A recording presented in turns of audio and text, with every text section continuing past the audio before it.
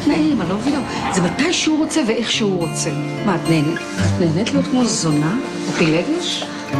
זה מוזר, זה מורכב, הטירוף הזה של הסודיות, כאילו אנחנו שני סוכנים חשאיים בשטח אויב, זה...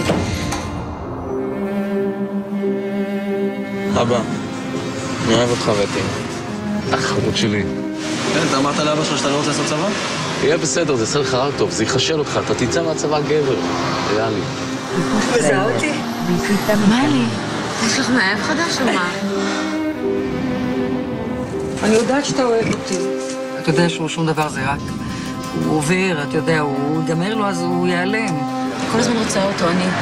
זה כמו אובססיה, רק דבר אחד אני רוצה, אני כל הזמן רוצה אותו. כל הצבא על הסיין שלי. אני לא רוצה לראות אותך יותר, ריאלי. אתה לא ילד שלי.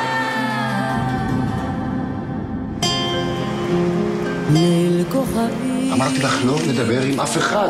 את תעשי מה שאני אגיד לך. מה שאני אגיד לך. הבן שלו היה רק מהצבא. אני בגילו עבדתי! הבאתי אוכל הביתה! הייתי בצבא והבאתי לאבא שלי אוכל!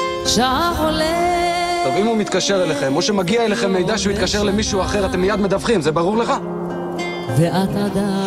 תעזוב אותי, תעזוב אותי! מה שקרה זה שהסתבכתי עם גבר שלא אהבתי באמת אף פעם. שאין לי שום דבר משותף איתו. יום ושנה עוד איך עובדת שבויה